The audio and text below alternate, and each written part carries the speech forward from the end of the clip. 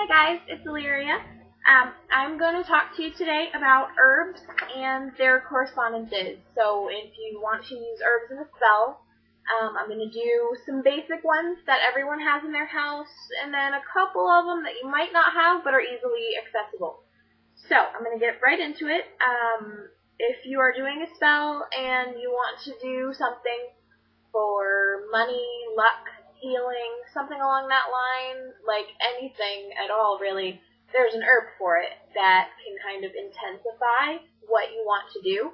So I'm going to go ahead and show you the herbs so that you know what they look like in their whole form and ground if I have it available.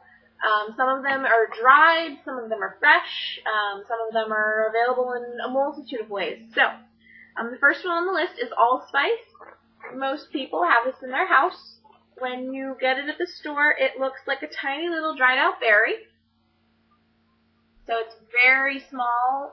It looks like a little nut, basically. And with Allspice, it is something you're going to want to grind, unless you buy it ground, which is a little more expensive. I'm just going to do one here. So there's my one little guy.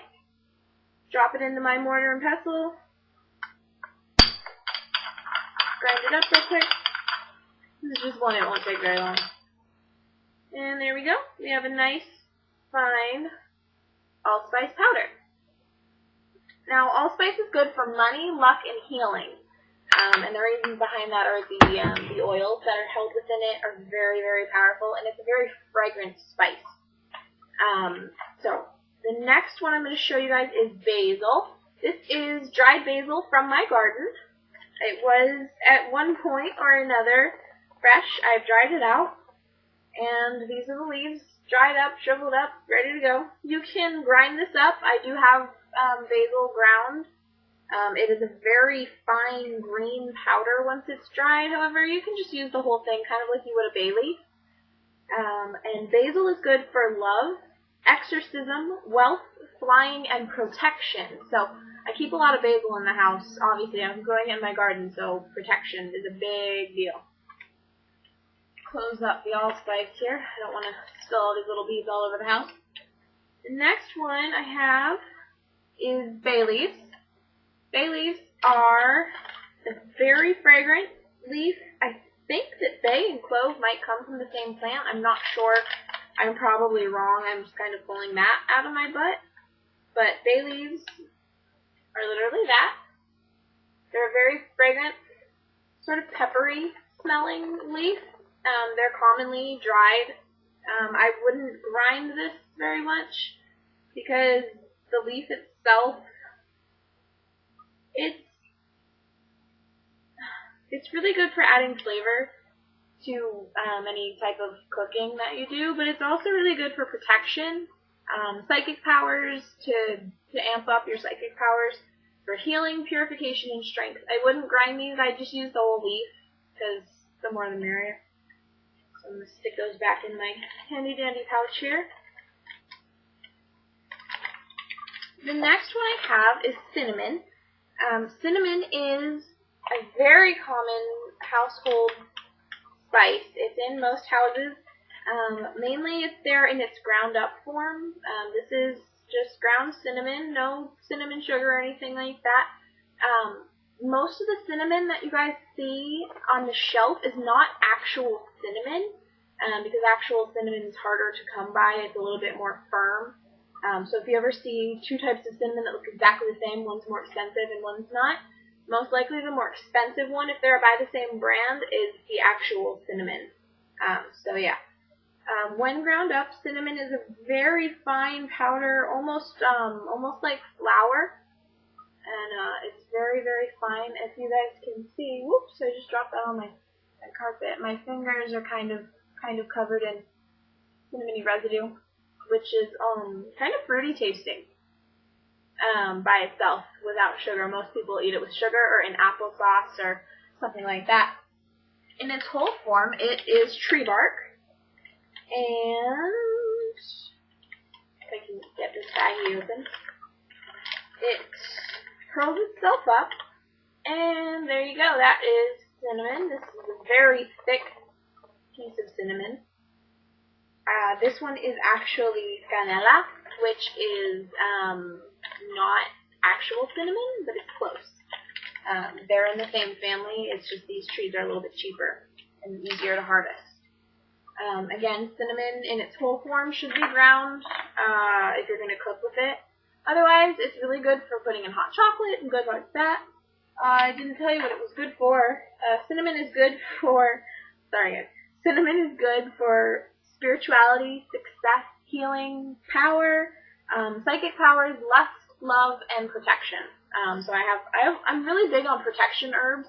I'm kind of like anal when I'm going to be attacked or something. I'm very paranoid as a person. Whether that's a good thing or a bad thing, I have yet to find out. So, the next one I have on my list is cloves. It's a very common ingredient.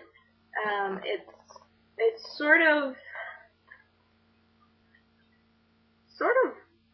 bitter, sort of sweet, sort of sour. It's a whole multitude of flavors all at once. But it's really good for protection, exorcism, love, and money. It is, in its full form, it is literally a little flower. Let me get this here. Funny story about cloves and me. When I was with my, living with my aunt for my first year of college, my grandfather bought me a car along with my mother, and the previous owner was a smoker, and my grandma put cloves all over inside my new car, and so my car smelled like cloves for weeks and weeks and weeks and weeks. And I could have sworn that that's what a new car smelled like. And I went to a car dealership to look at cars, and I was like, this car doesn't smell like anything. But that is a clove. It's a little blurry. Sorry about that. Let me see if I can focus this here.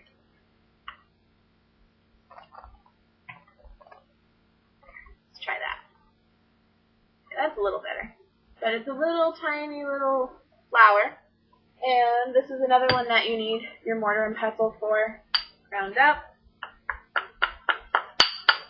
Mostly it's attached to a small stem, so lots of times it's harder to grind.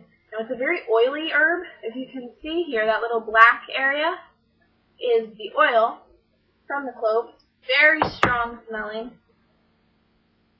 There you go, roughly ground up stuff. I'm going to go ahead and bury all these herbs when I'm done with them, because whenever I grind, I do put magical intent, and you should never throw away anything that has your magical energy in it. You should bury or burn it, in my opinion.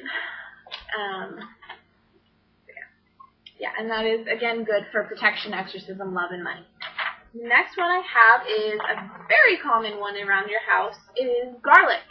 This is in its powdered form. I do have a clove of garlic, but it is in the oven roasting. I am doing some roasted garlic tonight, so my house smells ridiculous, and there are no vampires anywhere near my house, I promise. But ground of garlic is very fine. It sort of looks like cornmeal, a yellow powder. You guys can't see that at all, but it's a little yellow powder. See that? And garlic is really good for protection. Obviously, that's probably back in the old days when there were vampires rumors going around. It's probably where they decided to use garlic to deter the vampires during all that folklore, was because it is so good for protection, as well as exorcism and anti-theft. So protection, healing, exorcism, lust, and anti-theft. So that's a good one. I also have ginger. Ginger is normally in the shape of a root. There's a picture of the root right there on the ginger, if you see right around here. But I have powdered ginger. Powdered ginger is very, very hard to work with because it is such a fine powder that it's very strong, and it's good for love, money, success, and power. Very common traits with lots of herbs, especially household ones. They all kind of do the same thing. In my experience, it's good when you work with herbs to not mix a whole lot of them all together. Like if you were to take everything I have here and mix it into one big smorgasbord, A, it wouldn't take very good, and B, it's probably not going to do what you want it to, because all those kind of things are going to kind of cancel each other out. It is all about intent, so you just have to decide what you're going to do and how you're going to do it. So, I feel like this video might be getting a little bit long, so I'm going to go ahead and stop here. And then I will come back to you with part 2 of Herbal Associations. Have a great day.